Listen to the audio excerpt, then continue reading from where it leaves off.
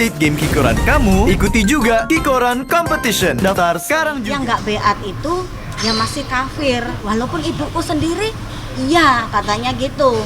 Bahkan dibilangnya ibu kamu sendiri itu kalau nggak ikut kita jamaah ya itu tergolong kafir seperti itu.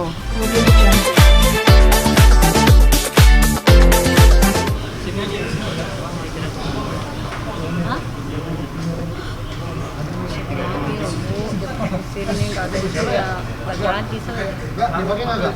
Pakai baru mau naruh gitu. Iya.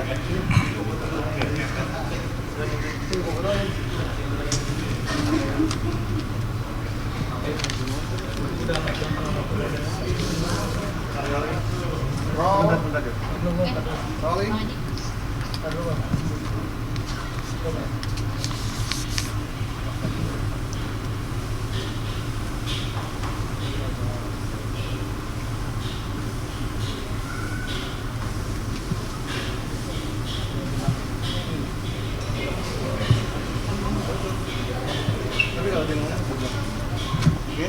Oke, siap. Agenda hari ini terkait apa, Pak? Boleh diinformasikan dulu. Oke, ini saya akan bacakan ya. Ini saya akan bacakan tentang pesan terbuka kepada dua publik figur ternama, yaitu Ibu Ida Royani dan Ben Kasarani. Dalam hal ini patut diduga keterkaitannya dengan suatu ajaran yang menyimpang, di mana kedua publik melalui platform media channel YouTube akun resmi dengan sengaja membanggakan diri. Jadi mereka berdua ini membanggakan diri saling bertemu sebagai bagian dari ajaran yang menyimpang tersebut. Padahal dengan jelas berdasarkan data maupun saksi ya mantan-mantan ajaran yang kita hadirkan di sini semuanya bahwa aliran tersebut telah keluar dari akidah Islam pada umumnya. Salah satu contoh ya, mereka berakidah takfiri. Berakidah takfir itu yaitu mengkafirkan kaum muslimin di luar kelompoknya yang tidak berbeat kepada amir atau imamnya. Ya. Nah, terus dengan paham takfir ini merupakan benih dan akar dari paham radikalisme. Nah, ini dari paham radikalisme yang mana hal tersebut tidak sesuai dengan Pancasila dan Undang-Undang Dasar. Nah, itu. Aliran ini ada mengandung berakidah takfiri, mengkafirkan selain kelompoknya. Yang kedua, bersikap eksklusif. Jadi bersikap eksklusif ini bersikap eksklusif dan intoleran terhadap kaum muslimin di luar kelompoknya.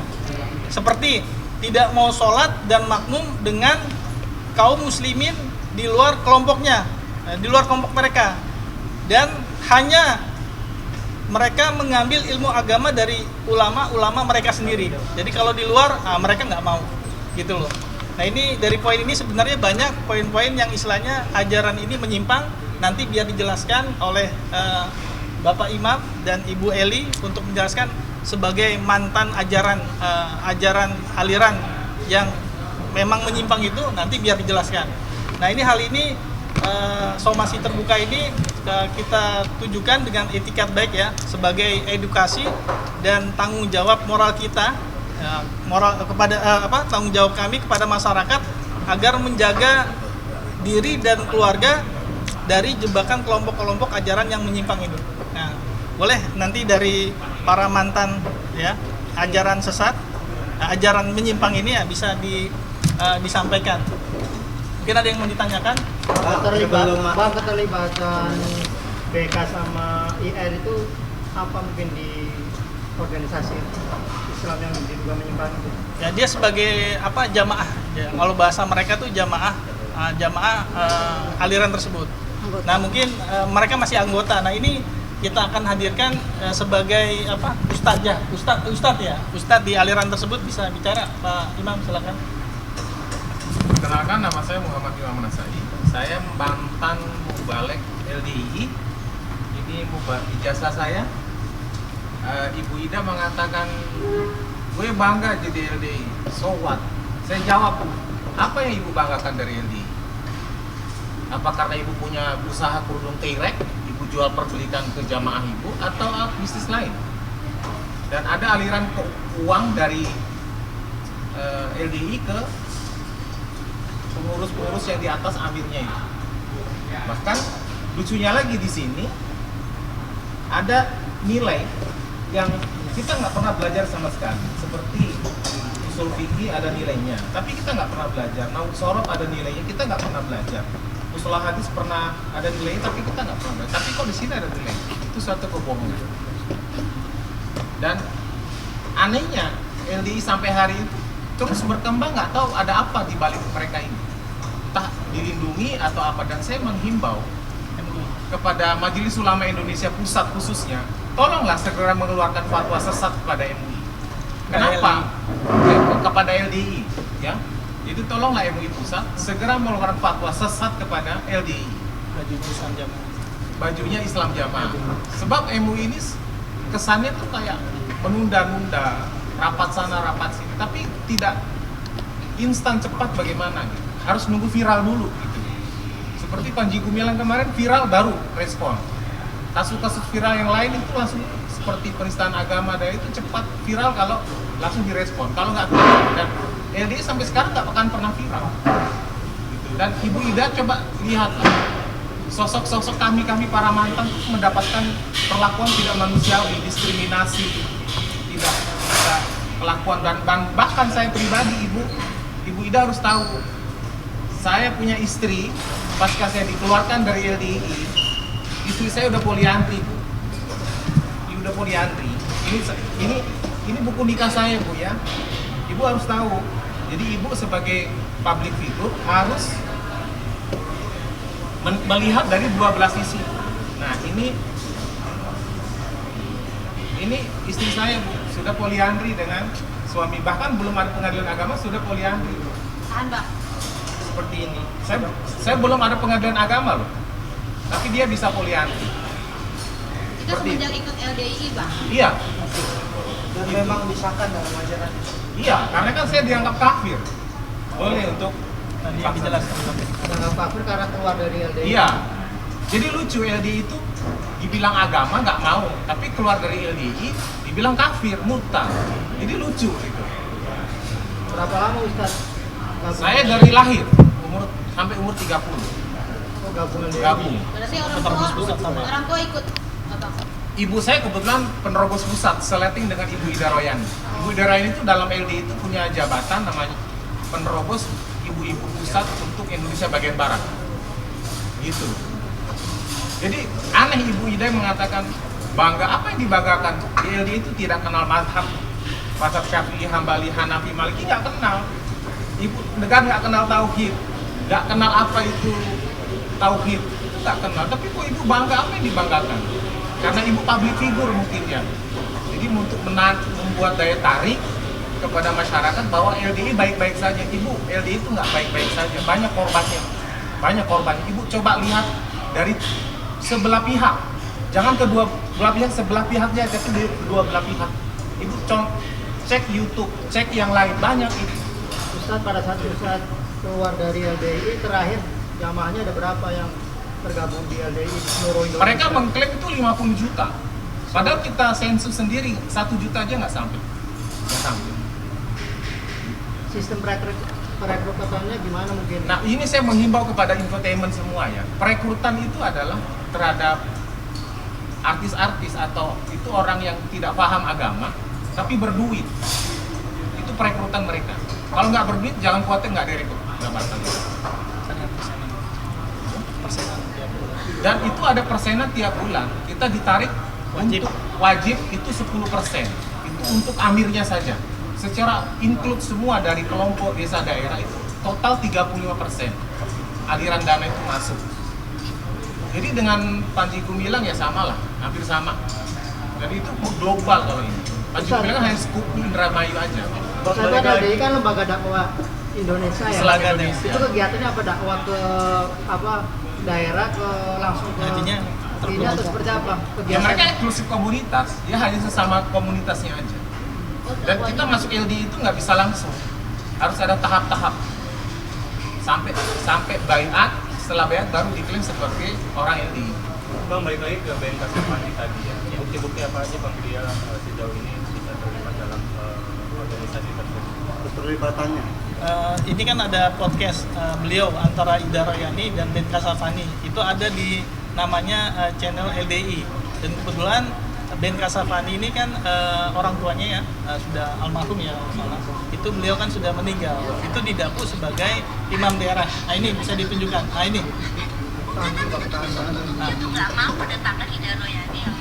Nggak banget orang bilang aku baru Pak saya dari Pak. Ya.